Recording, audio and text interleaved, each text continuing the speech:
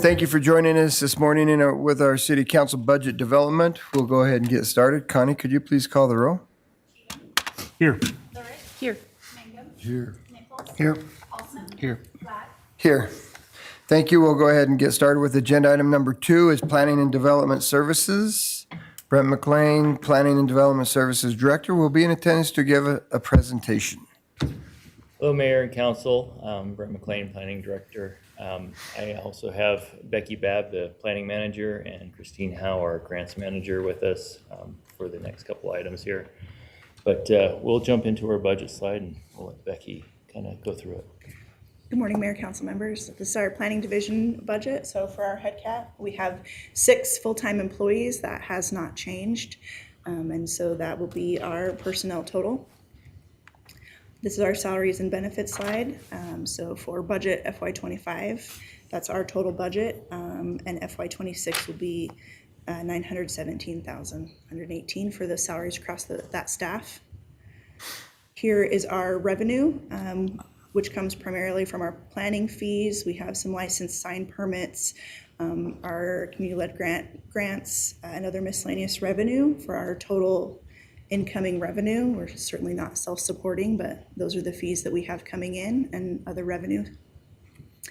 Here are expenditures for the next budget year, which is our personnel, O&M, and interfund transfers for a total of $1.2 million approximately for our budget. Here are our projects. Our PROST plan has wrapped and will be closed out in FY25. We will have downtown survey east and west sides that will be budgeted in FY26. Our housing study plan, which will kick off, and you have an agenda item this Thursday to award that contract, will be budgeted in FY25. And then our Title 17 form-based code, which we have talked about for some time, will come out of next year's fiscal budget. Those are our total projects that we have currently out of our division. And I'll take your questions. Questions, council? It's early. She went through that quick. Short and sweet. Surprised if you have any. Mr. Mayor, Yes. if I may address the planning division projects, those 2 items in the fiscal year 26, are those all or nothing kind of projects? I mean, the whole 150 or nothing, or can they be cut into pieces? We're already cutting the Title 17 rewrite into 2 pieces. We intend to spread that over 2 years because there's no way to do it in 1 year. So theoretically, if you're asking, could we split it even further over 3 years? Probably. It's a large project that's been very necessary for a long time. So it's already, we're already planning to split it across fiscal years. What about the CLG downtown survey? That one is not able to split, but that is being covered by grant funds that we will be receiving. So it's an expenditure that we will be reimbursed for. And so those surveys, really, it's kind of a zero balance when you look at that project. If you go back to the previous slide in the revenue section, you can see the CLG grants at the 38.5. That revenue money is what will be coming in to cover that expense for that. Is there a match? There's no match. Well, no, I take that back. There is a match. It's an in-kind match, so it's staff time only. Okay, thank you. Yeah. So that's just authority to spend the It's money is what authority you're to spend asking that for. money. That's Yeah. not a tax ask. It's not a tax ask. Okay. Oh, I have a question. Yes, Hayden. For the planning fees, if it's decreased, I mean negligibly, but do you just see stagnant? Yeah, I Growth think we're going to see very similar application processes and submittals as we have this past year. I think it'll be fairly consistent. I don't anticipate any huge growth in the city. We've been pretty steady, and so I think that's a pretty conservative number and comfortable with that number. Okay. Other questions, council? Okay, thank you. We'll move into Christine's presentation, grants. Yep, good morning, Mayor, members of the council. So technically, if you recall, in last fiscal year, we, within the Planning and Development Services Department, created the Grants Division.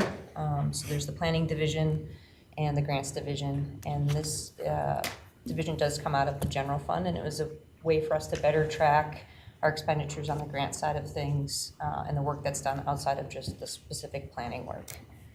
And so this is still within the general fund, within the Planning and Development Services budget. As you'll see here in the personnel headcount slide, we do have a change from FY25. So last year we funded 2 employees, the grants manager and the public outreach and grant coordinator through the grants division explicitly. The remaining 3 positions in our department were all funded out of our grant funds that come from our HUD grants, this Community Development Block Grant and the Lead Safe and Healthy Homes Grant. The revenue sources for those positions won't change in FY26, but the way we account for it does have to change as we transition to the new accounting software. And with the time clock software, we have to specifically code their time tied to a specific general fund account. And so you'll see the note here that we've added those 3 non-exempt employees into this department so that we can do that tracking. But the revenue that will support that still comes from the grant funds. So it won't come out of the general fund for those other positions. Mr. Mayor, Yes. are those grant funds definitive at this point? Or are they one of the many that are still up in the air? Good question. I thought that might come up in the next presentation, but it's good to get on it early. Those funds, the Community Development Block Grant funds, are in place through April of next year. We did receive our, what we call Program Year 25 funds. So those run from April 1st to March 31st. So April 1 of 25 to March 31 of 26. And then the lead grant, which also funds those positions, we got an extension, so that will go through till May of 2026. So we're hopeful that the congressional budget will include CDBG for program year 26. We won't know that until the fall or later. They have talked about, cutting those programs, but at this time we're operating under the assumption that we'll have an entitlement for a 28th year. But it could change after 3 decades of the program. So there is still that potential come next spring that those funds will expire. Thank you.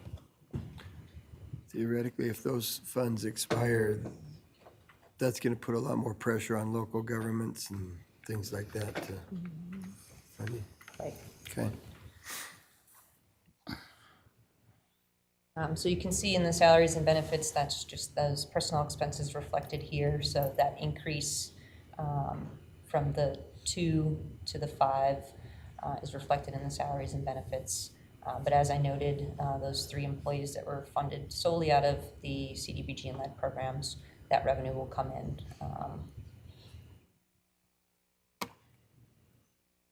Our expenditures are quite low for this department.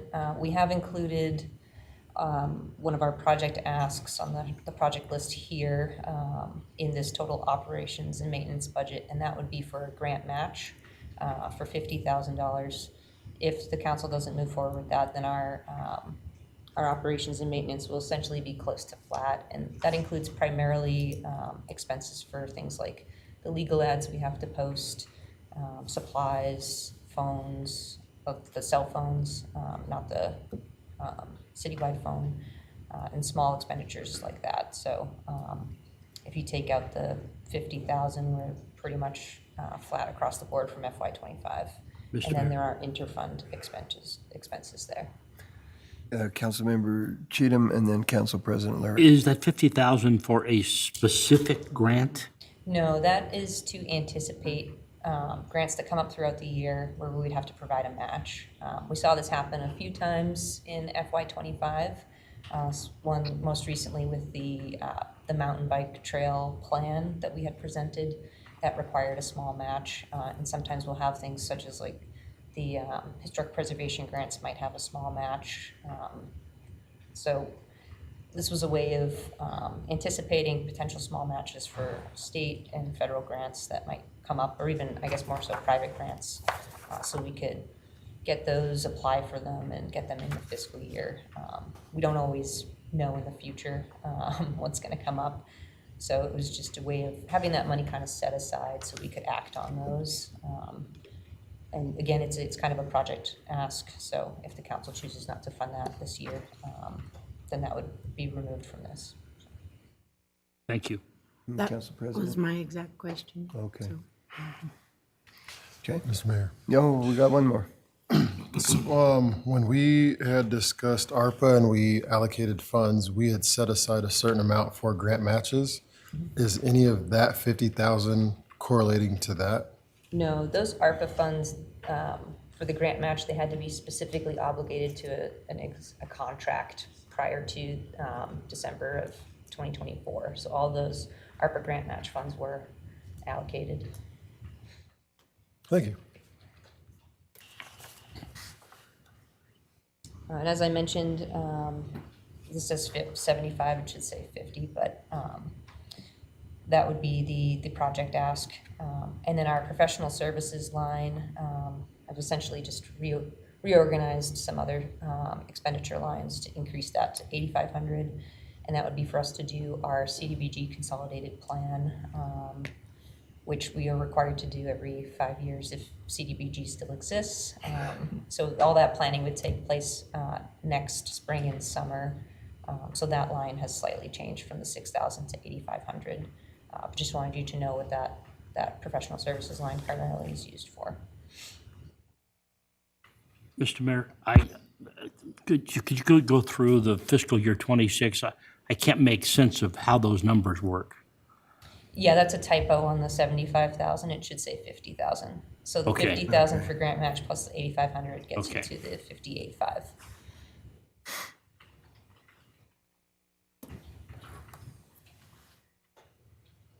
Any additional questions on grants division? That doesn't look like it. Thank you.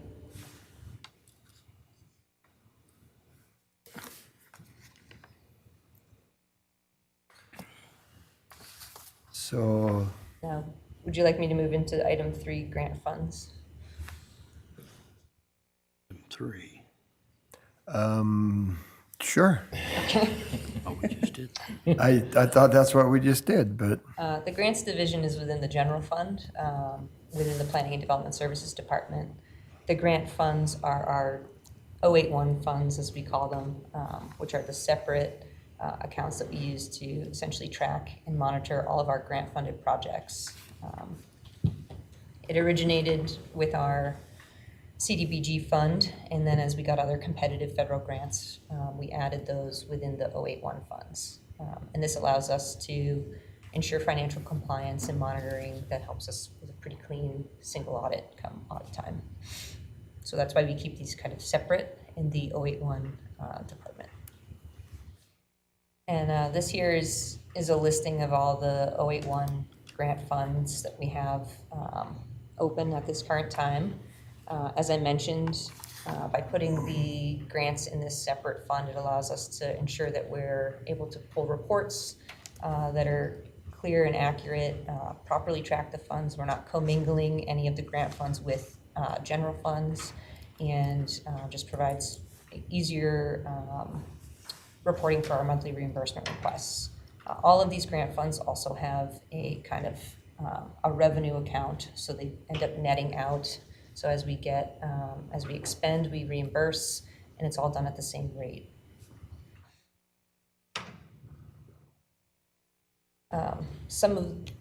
Just to explain kind of where the personnel expenses for these grant funds come from. As I mentioned, we had to move those staff members for tracking purposes into the grant division. So you can see the change in personnel there over the 3 fiscal years. And so even though we will account for those staff members out of the grants division, they will be funded out of these grant funds. And so we will do an interfund transfer on revenues to account for that.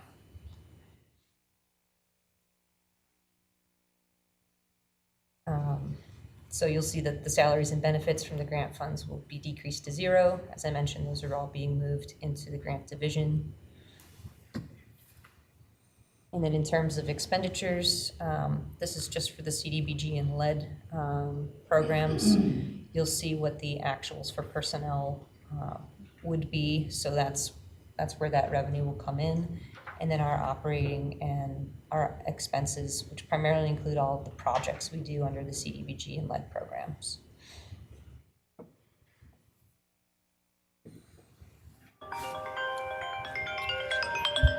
The other grant funds don't have personnel expenses. They typically only have one or two lines. Usually it's professional services or architectural services or construction. So I've broken out the anticipated revenue, which will match the expenses for all those grant funded accounts.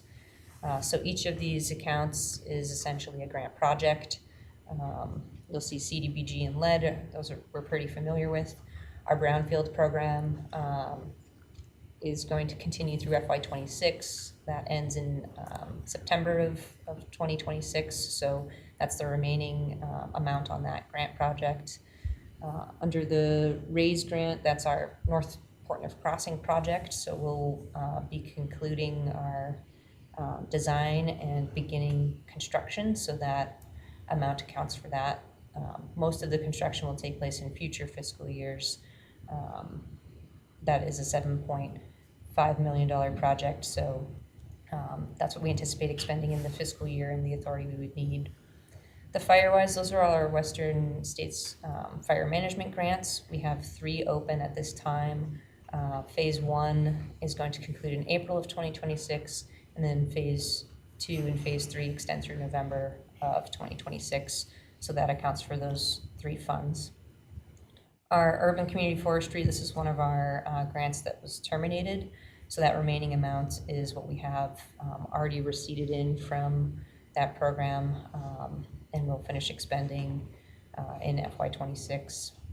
Our Water Smart grants, we have 3 of those open at this time. So those include the Centennial Rainy Park work, the Oxbow design, and then the Portneuf Watershed Planning Project. And so those are all included in that 8007 account. The EPA account only includes our Johnny Creek Sewer Project at this time, as the Community Change Grant was terminated, so we did not include any funds there. In the event that that grant is reinstated, we'll come forward with an amendment to increase the authority as we continue that work. And then our Terry First project through DOT, that includes just the base phase, which is our design phase. We anticipate the preliminary design and environmental work to account for about $500,000. So you can see the sum of these accounts that we manage is just under or just about $5.8 million.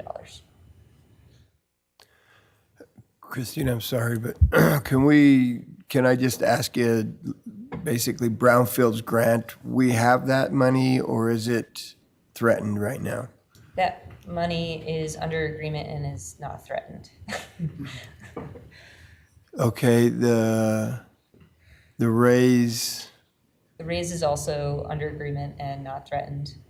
They did rename that the build grant, so we're pretty certain they'll continue to move forward with that project. Where is that located in the federal government? We haven't received that money yet, have we? Department of Transportation. Department and of federal Transportation. highways. Okay. FireWise, that's not a federal grant, is it, or is it? Those are federal pass-throughs to Idaho Department of Lands. Those were paused temporarily and then were reopened and reinstated. So we believe they're fine. They passed the review. Okay. Urban forestry has been canceled, but we have that. We received that much, and we've got that in the bank. Yes, that was paid upfront by the subaward as a subawardee. So The Water Smart, where is that grant from? That's the Bureau of Reclamation, so the Department of Interior. Those are also moving forward. We don't anticipate them being suspended. And you said the EPA, the 1.75, that's, what's it called? That's Johnny Creek. That's the Johnny Creek sewering project. Okay, and if we can get that 16.5 million back, then we will, okay. And Terry First, That's a DOT grant. Okay. That one is awarded, we have that obligated in phases. So there's the potential that the future phases might be in jeopardy at this time. So we're hoping that that doesn't happen. But we do have access to the base phase funding, which is reflected here. okay. Mr. Mayor, Yeah, we've got two questions down here, Council President and then Council Member Cheatham. the Terry First one could be threatened, the future Yes. phases of it. When, where are we on the first phase? When are we starting? We have a request for qualifications draft, and so we would issue that and get a design firm on board or an engineering firm on board. The plan is to do that be under contract in early September. We've also started the initial environmental review work. So we're underway internally, staff-wise, but haven't issued the RFQ yet. In that September of this year? Okay. Councilmember Cheatham. Mr. Mayor, these slides were not included in the presentation we were sent. Could we get hard copies, I please? was going to ask for that, yeah.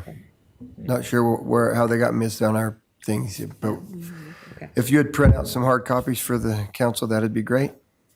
Yeah, we can do that. Give it to us in color too, we like that. Yeah, I think I do have, yeah, you can kind of see the projects here more summarized and an easier Okay, way to read them. But we kind of reviewed all this already. And yeah, okay, further questions, council? Yes. One thing real quick, the Terry First grant, where did you say that was housed? What department? that's is a that coming Department of from? Transportation Federal Highways project as well. DOT, and that's passed through the state, or, No, we're a direct recipient for that one. okay, thank you. Any other questions? Councilmember Paulson. So wasn't it 8.5 million for that grant? So how long, or I guess how many phases? We divided that into 3 phases. So the initial phase is our preliminary design and environmental work. And then our second phase is final design, and then the third phase is construction. Thank you. So the bulk of the funding comes in the construction phase. That's about 7.2 million of the 8.5. Okay. Other questions? Thank you very much. Then we'll move on to agenda item number 4, information technology. Chris Sorensen, Chief Information Officer, will be in attendance to give a presentation.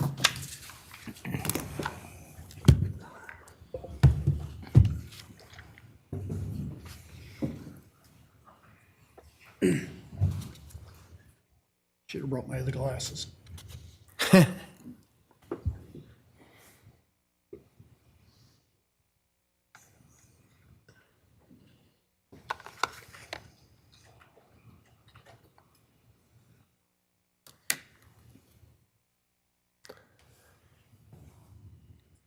Good afternoon, good morning, council. Chris Sorensen, CIO and Information Technology Department Head.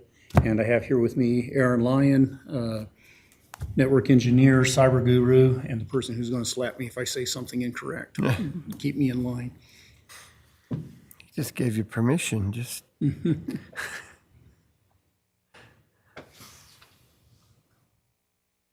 We'll start off with our head count. We've been very stable. Along with me, we have 6 others that work in the IT department. I got to give a shout out to them. They keep me out of trouble. I screw up a lot, and they manage to find ways to fix it for me. The other thing I'd like to note is, according to the most recent Gartner study that I've been able to have access to, we still operate our IT department with 1/3 the number of personnel that most cities of our size would operate at. So we're very efficient, and what we do well because we work well as a team. I have a team that supports each other and takes care of each other. And again, they take good care of me. All of our fund comes from the interfund. We get funded from all the other departments across the city. Our funds match our expenditures, so it's a one-to-one. Whatever my final approved expenditures are, then finance makes sure that I have an equal amount of revenues coming in. For your information, of those revenues, 47.5% of those come from tax-funded departments. The remainder come either from enterprise or some special, a very small amount comes from special funds or other departments that are fully funded. So it's a cycle that seems to work. But again, about 47.5% of my ask is tax-based. Salary projections are, again, one of those things that are out of our control, and it's whatever the final number ends up. So just continuously increasing based on everything from salaries to benefits. In our expenditures, we have done as much of a review of our expenditures as I think we possibly can. There's a couple of things that affect our expenditures. One of them is as other departments bring on systems, after the first year, those systems come to me for maintenance and upkeep. And so as various projects are approved, in that second year, it comes to me. So sometimes I get big jumps in my budget, and it's totally, really out of my control. But we've done a review of our return on investment and our benefits from various things, and we have cut everything that we believe we can cut. We have cut some software, we have cut some services, other professional services contracts. We've trimmed our training and travel as much as we can to help reduce the overall impact of these numbers going up as fast as they tend to go up.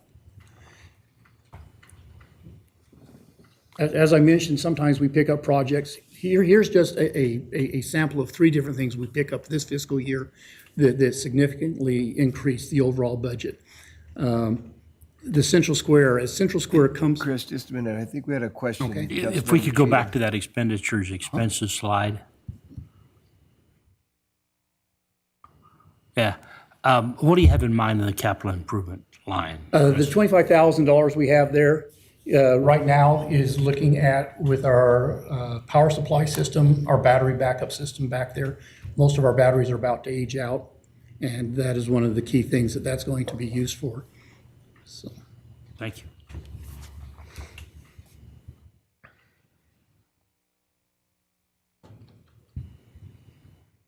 Okay, so here's 3 projects, for example, that have come to us this year or will come to us this year that significantly increases what we have budgeted for. In this year's budget, we had $150,000 for our Central Square product line. Well, as we brought on community development and as we bring on finance enterprise over this year and next year, we anticipate our numbers are going to go up about $32,500. Part of that is because we're going to have to continue on with some of the elements of Central Square we thought we were going to be able to eliminate just because of how the software is functioning and what it does. For community development, while it's only a couple $1,000 increase, we've had more users in community development, and as more users are involved with that piece of our software, there's another supporting software called Bluebeam that we have to bring on, and that cost went up about $2,000. And then last year, right as we were in this budget process, HR brought on a new recruiting tracking software from Kildare. And they budgeted it right at the end of the budget cycle for this fiscal year. Well, this year we have to pick it up. So that's a $28,000 increase right there. So you just take those 3 things alone, that increases my budget by $64,000, which is a 7.7% increase in my O&M budget without anything else being considered. So I just wanted to show you that kind of as an example as to why the IT budget tends to jump much higher, can't stay flat, and tends to jump higher than a lot of the other departments. And again, but as these all jump, it's again all interfund funded. So that money really also then turns around and increases everybody else's interfund charges. So it's kind of a nasty cycle that we're kind of put into. So with that kind of wraps up the overall presentation. Any questions?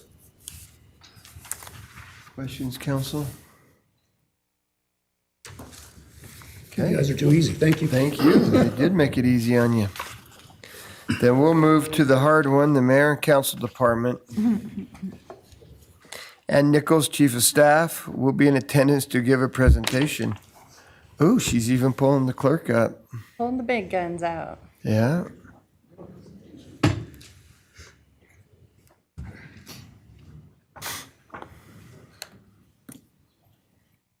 Good morning, Mayor and Council. Ann Nichols, Pocatello Chief of Staff. And I'm Connie Kendall, City Clerk.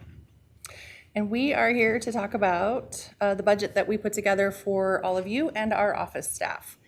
As you can see, our numbers have not changed. We have a total of 7 elected officials, and then we have our 5 office personnel for a total of 12 people. We do get some revenue under Idaho code. The city clerk is responsible for assigning some of the licensing for beer, wine, liquor.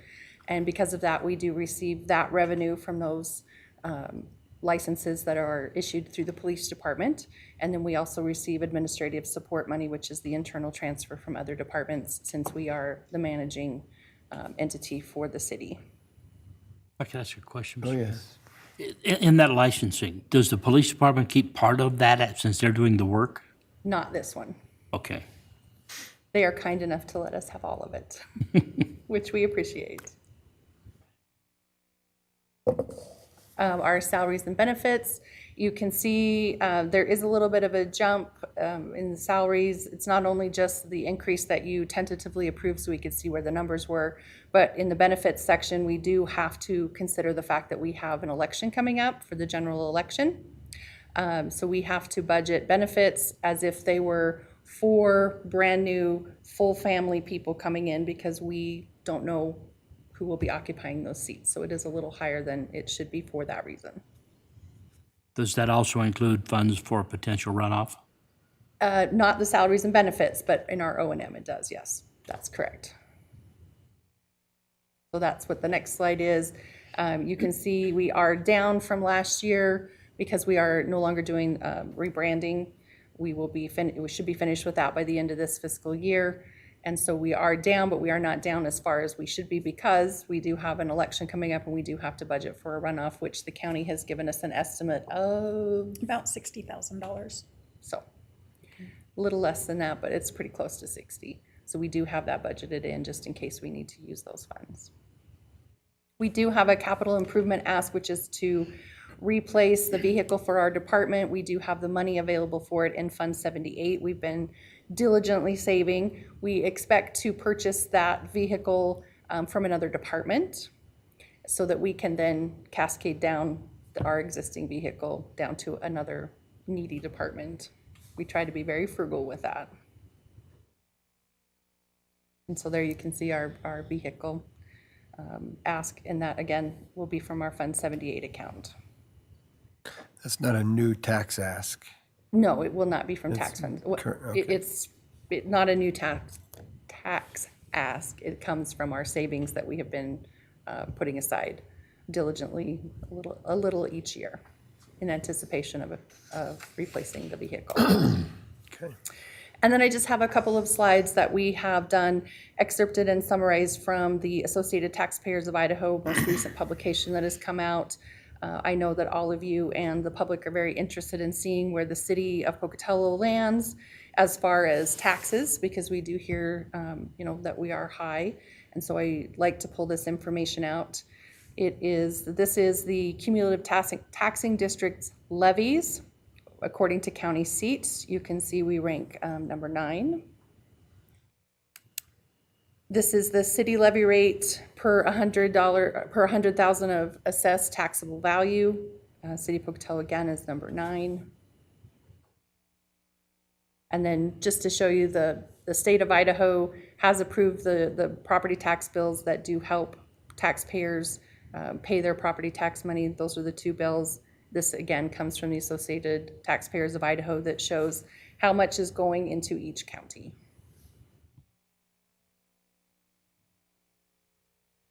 And before I ask for any questions that you might have, I do want to let you know that Connie put together this entire budget. Unbeknownst to her, I did very little research. She did the entire thing.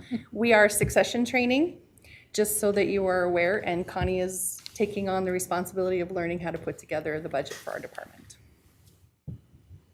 And we would stand for any questions you have.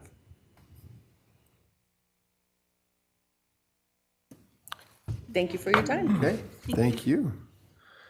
And you made it easy on them that time. Then we'll move to agenda item number 6 is the building department.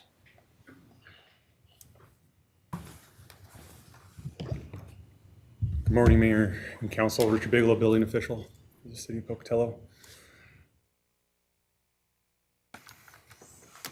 So our personnel headcount hasn't changed. We've been the same.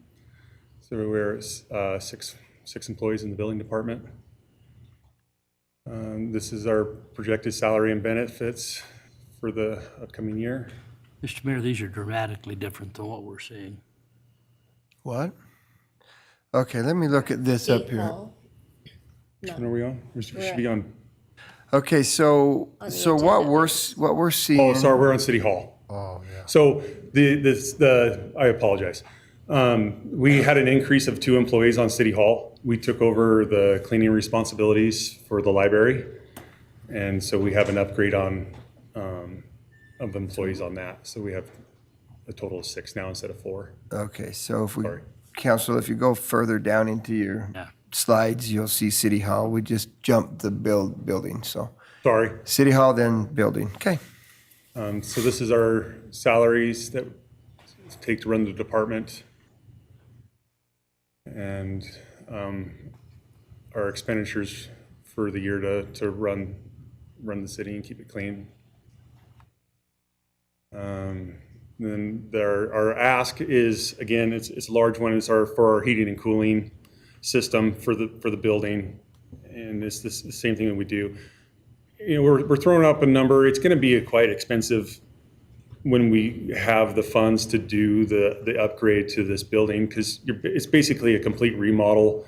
You have to move the employees out. You have to drop the ceilings down, and it's a major project, and it's something that we need to start budgeting for. I understand it's probably something that we can't fund immediately, and we try to make this system go. We have a great company that does the maintenance and tech support, and they pull their hair out, but they keep us running as far as we can. But it is something that we need to plan in the future for, and start setting funds aside for, so that it doesn't have to come out of emergency funds when something does crash, and then, you know, finding where to house employees and while we do this work. So, Richard, last year it came in at 1.5 million, if I remember right. You had a bid on that for them to do some extensive work with our HVAC system.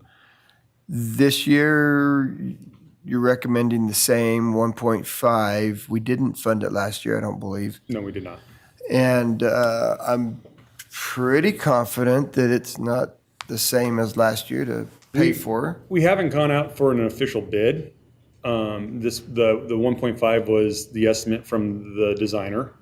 And I don't think that also takes into account the cost of, you know, housing City Hall employees while this work happens and everything else. So I'm sure we're in the millions, but until we have the funds and we actually have the funds to go out to bid, we don't really have a hard number yet on what it's going to cost. And then renting a facility or building a new City Hall or whatever that outcome may be to put us in.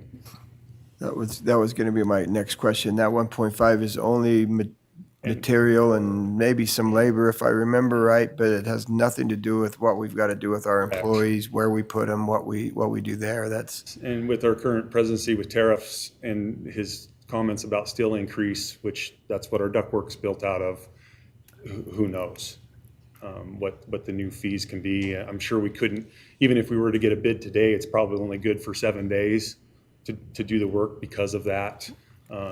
So it's just real unpredictable at this moment.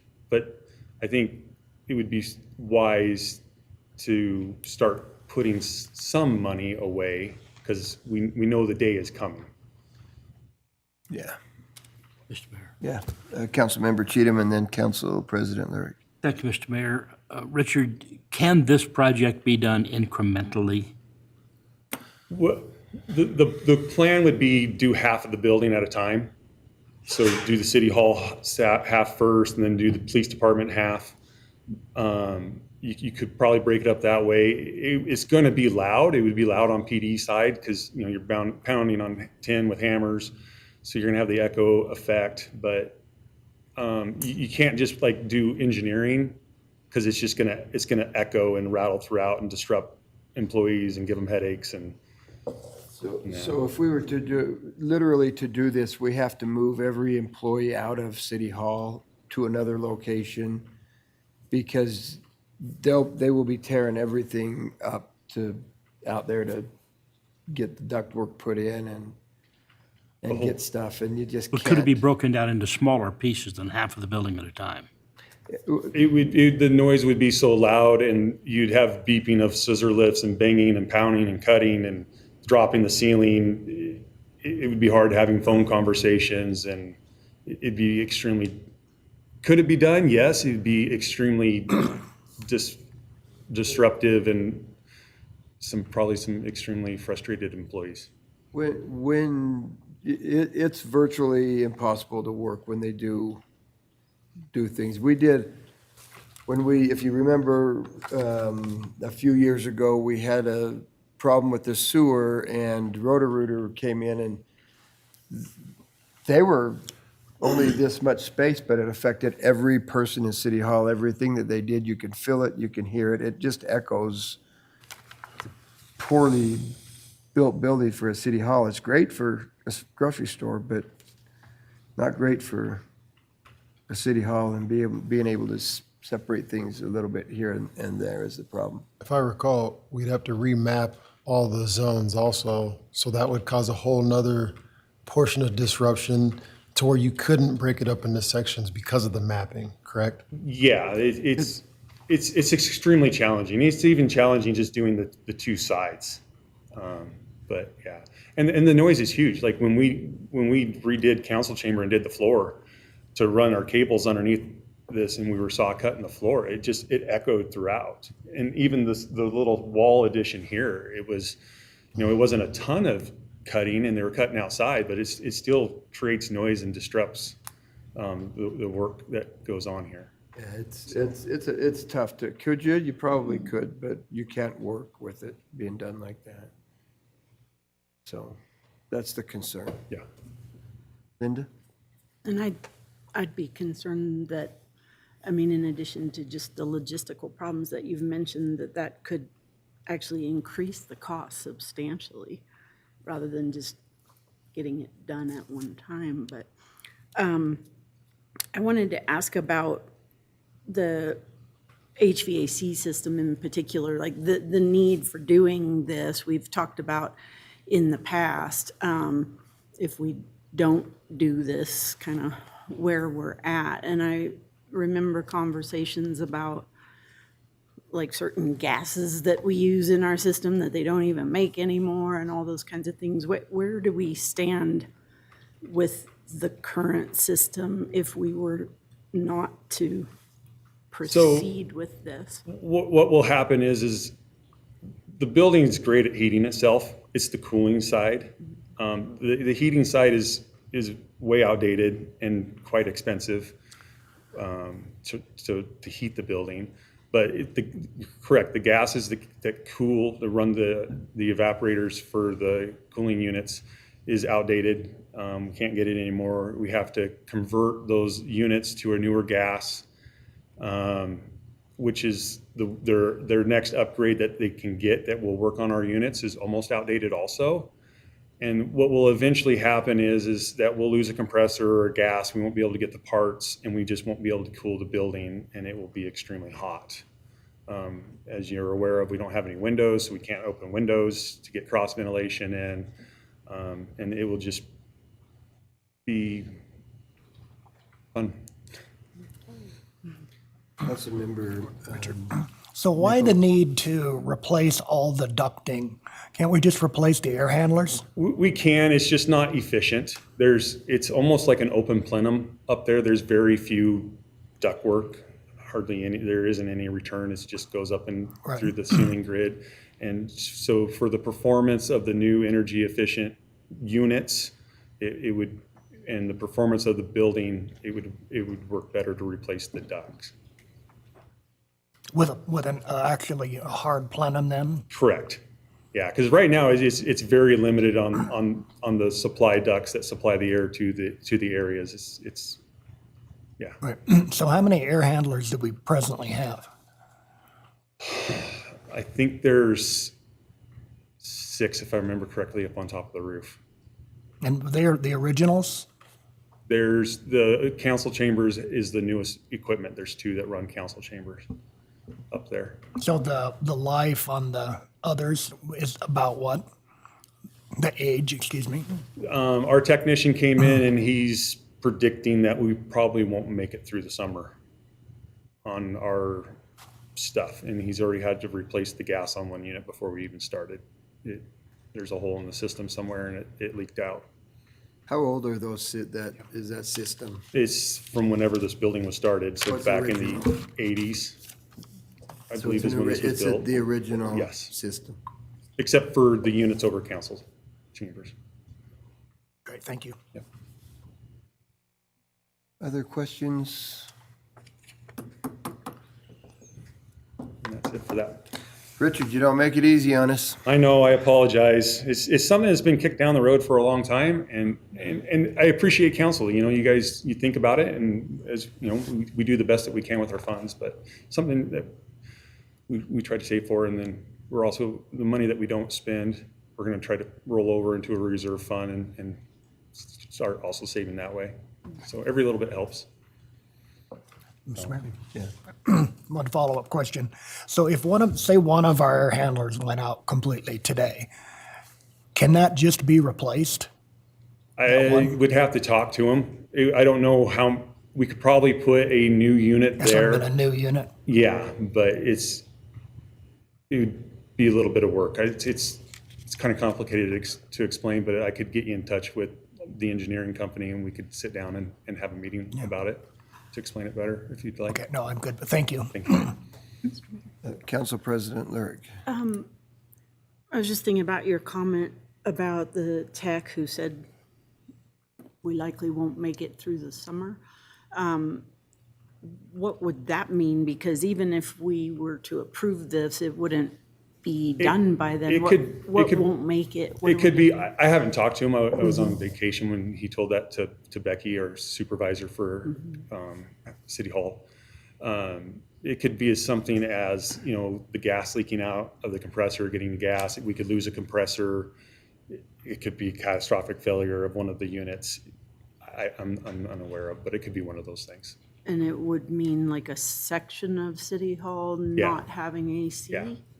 It would still flow air. It would just be uncomfortable because the other units on City Hall side or PD side would keep up. And unfortunately, the last couple of years, the problems have happened on PD side, and they get uncomfortable, and Tom gives them big fans to use to help get some air circulating through there, but it gets uncomfortable. So. Councilmember Nichols. How many zones do we have? I would have to look into that. It's on the computer, but there's quite a few. It's a web control, computer control zone that you go in and plug in. All right, thanks. Okay, let's do building department now. Right. This is the building department presentation. We're at 6 employees. That hasn't changed. We've been that way for since I've been here for over 6 years. This is our salary and benefit slide. And our revenue. One thing I want to say about the building department, we are a general fund department, but we don't operate off of taxes. We are a fee-driven department. So everything that we do and bring in is off of our building permits and licensing that we bring in. One thing I would like to add is we're predicting another fantastic year this coming year and it's off of the commercial and apartments. If they build what they're talking about building, we're estimating between 800 to 1,000 new units, apartment units being built this year. So that's why we're so good. Our staff keeps up. They work extremely hard, and we're able to support the building department budget off our fees. So taxpayers don't contribute to that. Councilmember Cheatham? You said 800 to 1,000 units. Is that build to occupancy permit or just working on? It would be the start of the construction. How long it takes them to build those units, it varies on contractors and what they have to do with planning and zoning to get those projects approved and to go. But there's quite a few. We just got permits in this week for a big apartment complex, and so. I'm sorry, could you go back to that? In 24, you've got Chubbuck inspection and reviews. Do we not do inspections or reviews No, for Chubbuck anymore? so we still do electric and plumbing inspections for Chubbuck, and it's a percentage of their permits, so it varies. This year was the highest that I recall that we brought in. Normally it's around 40,000 a year off of Chubbuck doing their inspections. So with the new legislation, what happens if we don't do Chubbuck's inspections and things and reviews? I'm just thinking new legislation that came through, you have to have them done, reviewed and stuff in a certain amount of time. If you don't have it done in that amount of time, you get fined for it. Correct. That's on the permitting end of it. That doesn't really affect us that much. It's more of you have 10 days to get the application submitted, and then you still have your review process. So it's on the front end that would take place through City of Chubbuck that wouldn't affect us on that legislation. But if we were to terminate services with Chubbuck, it puts the burden on them. They would either have to revert back to the state to do their inspections for electrical and plumbing, or they would have to hire their own inspectors. There is days where our guys run around because of their workload, but they're able to get it done. I'll just throw this out there. I know that we get beat up by developers and stuff like that about how easy it is in Chubbuck and how hard it is here. And I know we make it extremely easy for them in Chubbuck because we do the work for them. And some days I would rather not get beat up and let them beat somebody else up, and maybe they'll focus a little bit more in Pocatello. And if this is the direction that council and mayor would like us to move through with ending that contract, that's something that we can do. So I know that Chubbuck a lot of times says, well, that's because of the city of Pocatello. That's why we have to charge so much. And some days it would be nice to just say, yeah, Chubbuck, good luck. Mr. Mayor? Yes. Along that line of thought, do we cover our inspection costs with what the share of the permitting we get in Chubbuck? yes. So like this year, I mean, that's almost the salary of one employee, full-time employee salary, that 60,000. So. I just wonder if that needs to go up. And there's just, it depends on the day. It could be no inspections in the morning for electrical, and it could be 2 or 3 in the afternoon, and same thing with plumbing. So, or it could be a heavy day. We could have 10 for that day for electrical and plumbing. It varies. If I may follow Yeah, up, absolutely. what percentage of their permit do we collect? I would have to look into that and get back to you. And I'm also curious what their permit fee is versus ours. Their fees are the same as ours. At So the we moment. aren't collecting an equivalent amount then for doing a Chubbuck inspection that we are doing a Pocatello inspection. Yeah, we probably need to, Need to we fix that. probably need to fix that. We either need to stop doing that or we need to start charging them what We charge our own people. we charge everybody that's doing business in Pocatello. That's a good point. I was thinking. Council this- President? Thinking the same thing, and just thinking back to our, we looked at our fee schedule a Yeah. few weeks ago. Were we proposing to raise that? I don't remember. Yes, we're proposing to raise our fees. Our trade fees haven't been raised in, I think, about 20 years. And our proposal was to go with what the state of Idaho is, what their current fees are, because the contractors are used to paying those fees. And our fees are really low. Like a water heater fee is $30.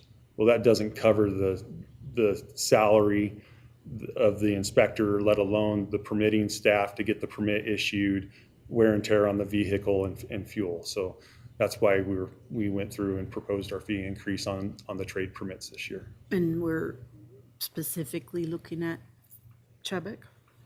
We're not, we don't set Chubbuck's We have- fees. I did talk to their building official and let him know that we're doing this. And he's like, well, let us know how it goes. And if you approve, then the following year we'll raise our fees because they try to be in line with what we are.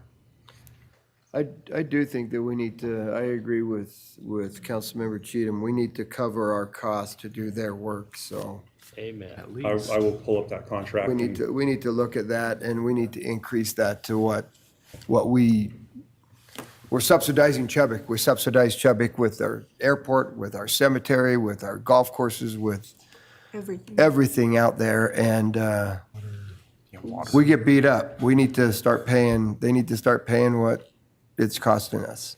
I'll pull up that contract, It's crazy to do that, work with so. council on the direction that we should go with that.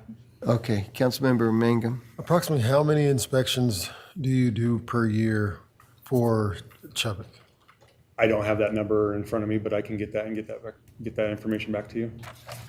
Is it even close to how many we do for our own city It's or comparable?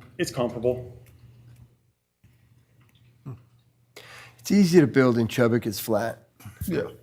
It's hard to build in Pocatello because we live on hills. Yeah, our hillsides make it extremely challenging, and our soil makes it challenging. We have Well, to get a geotech involved in there. That question kind of goes back to the question of cost and what it's costing us. Because if we're doing, just as many inspections there we are here, or more there than we are here, then we're shooting ourselves in the foot. Like I said, I'll pull up that contract and come before you guys on a work session and see how we want to. Remember right, we started doing this because, and when we started to do this for them, we actually made money on it, and it was more than paying for our inspectors and stuff back and forth. That was years ago. I don't think we've Haven't kept it. spent a lot of time reviewing and keeping up with the pace of expenses, and so they might get hit with a big jump this year, but I think we have to, we're gonna have to pay for. Yeah. Oh, like I said, I'll get a hold of that contract and then bring it before council in a work session and see how we would like to proceed with that. Okay. All right. And this slide is our expenditures. We already talked about that one. Yeah.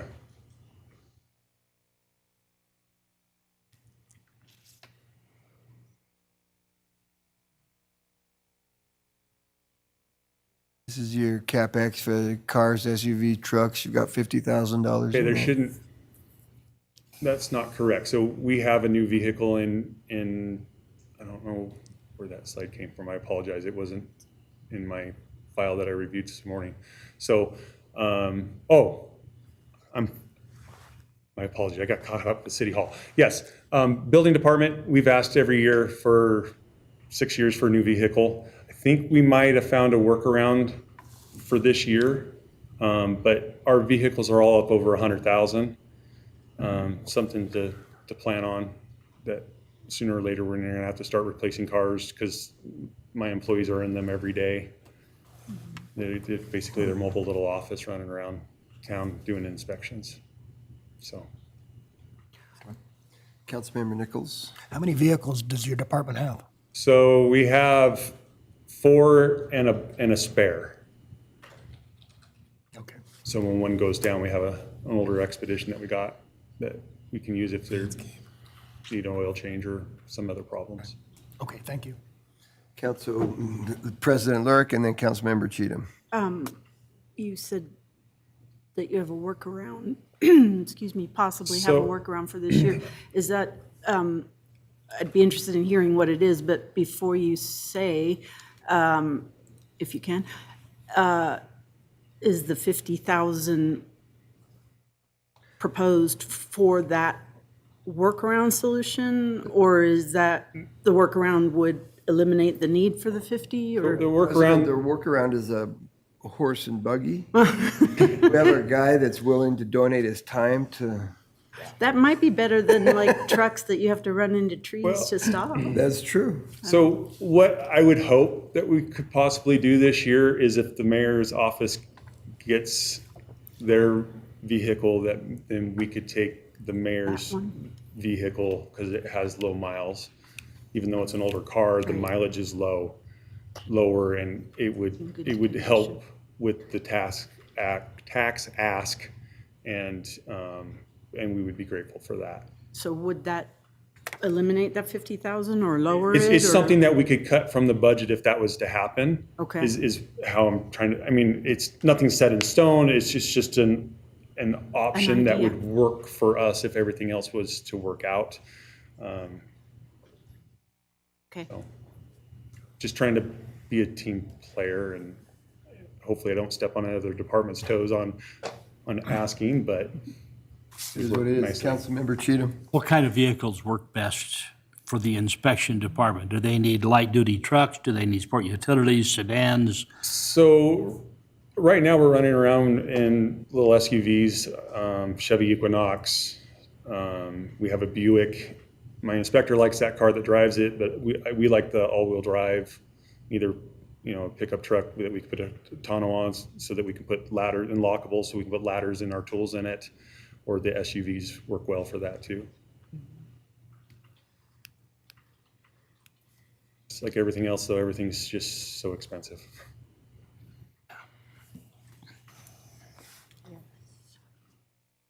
Any other questions? Okay, thank you. Appreciate your time. Thank you. Then we'll move to agenda item number 7 is non-departmental. Finance Department representatives will be in attendance to give a presentation. Morning, Mayor. Good morning, Council. Theron Hill, Finance Department. I'm here to support Chantel. I just want to give her a quick shout out. I think she's on week 7, and she learned this system very quickly and this budget process. And so we've just been working together, and I'm trying to show her some support. So the non-departmental cost center is in the general fund, and it is for costing expenses that benefit all or multiple departments. It's just an easier way to do it than repeating expenses across these departments that everybody has. And some examples of these things are Association of Idaho Cities, Chamber of Commerce, Associated Taxpayers of Idaho, professional service fees, Paymentus, payment processor fees, things like that. So going into the numbers, no personnel in non-departmental. We see a pretty standard increase in operations and maintenance. And then the interfund, I was trying to dig in and figure out if there was any one thing that stood out that made that interfund number jump like it has. It looks like general increases across the board. And then Gene was working on a process for interfunds that wasn't fully fleshed out yet. So finance, Chantel, myself, we're going to continue working with the mayor's office to get a process that's understandable and we can communicate with that. But for now, we're just going to go with what was in place. And pretty simple and quick. Darren, Questions? going with in what is in place now, is that what increased, does that increase it that much? Yeah, there was a Or- big jump in the interfunds, and it's just the way they're accounting for, those expenses that benefit all those different departments. I know Gene was redoing the way interdepartmental charges were done. That just was never clearly communicated to us. So we're still looking at it, figuring out if we're going to go with what he had in place or if we're going to change that. So it may be in flux, and we may be coming up with a different system for this. I know that interfund charges, it's a difficult one to figure out because you've got so many different funds, so many different ways to do it. All of them are defendable, but it's trying to get it so it's understandable is what's the hardest thing to do. And so we've deal with this, I think, from the beginning of time. We've been trying to figure out those internal funds and stuff, and so the interfund charges. So it's just one of those things that hopefully we can get figured out. Yeah, we'll keep working. I know Gene was banging his head against the wall, and every time I met with him, I was banging my head against the wall too, because you just can't, it's tough to understand, but they've got to happen, so. Councilmember Nichols? So just generally speaking, how are the interfund charges distributed amongst departments? So it depends on the expense. We have things like Time Clock Plus in there, which are timekeeping software, which every department uses. So that's expense there, and and then you're going to have that interfund coming from those different departments into, and then. Can you think of an example of the interfunds coming out? I do know that one of the interfund transfers is the general fund does cover some of the expenses for urban transit. Yeah. Yes. So that's a big chunk. It's usually, Chantel, do you remember that? It's 700,000. Yeah, it's usually somewhere between $600,000 and $800,000 to balance the urban transit. And that's traditional. It's been there for almost as long as I've been here. All right, thank you. Council President? Just another interfund question. When we were hearing from Chris from IT and talking about the new software, like maintenance costs and everything, if that software is used, I mean, if it's specifically for a department, but it's maintained now under IT, does that department then get the charge for that, or does that get spread? I think that's always a decision that the CFO weighs is this specific to a department, and is IT going to support that one department? Or is this something that's crossing over many and we should expense it in non-departmental? I think that's always something that's thought about and discussed. I think Time Clock Plus is a good example of one that clearly everybody uses. Yeah. And then like Finance Enterprise, that would be one that clearly finance uses. So it's kind of a case-by-case Case-by-case, basis? I guess is the best. And could it be the case that it's not everybody, but it's also not one department? It's maybe like three like say it's a public works thing and there's Development. only public works departments would be affected by it, then they would split it? Yeah, a good example of that would be the community development software. So that's building, planning, police use it. I think there was enough of a spread there that they did end up costing, if not all of it, then parts of it in non-departmental. Okay. So we just look at that depending what the situation is and then make a See decision? how cut and dry it is? Yeah, I see. And there's arguments to be made for lots of indirect Oh, yeah, impacts in terms of how you spread those costs, yeah. no question. Clear as mud. This was one of the expenses that was set prior to the three of us taking over. So it's not something that we had privy to the calculations of, so we're just working with what Jean had in place. And it was this system that crossed the entire city and was in place and fairly complicated, so Okay. we just had to put it out there, and then we're gonna keep looking at it. For the future, Chantel is taking on this so that it can be very identifiable, very clear for everyone to understand, because I know everyone has questions, and so that is one of her major tasks as our new budget manager, is she will be taking that on and coming up with something. So next budget year, you should be able to see that report from her. Good luck. I'm gonna try. I probably won't make everybody happy, but at least we can come to an agreement, so. If it's easier to understand and easier to explain, will be beneficial. That is the goal. That's right. Yeah. So, Yeah. But for this year, just, The because costs were we're already in just place, using and so what we was are- already set? Yes, Okay. we are So using- any new system Yeah. will be starting next year? Correct. Hopefully. Yeah, thank you. Yes, good luck with that task. okay, any other questions?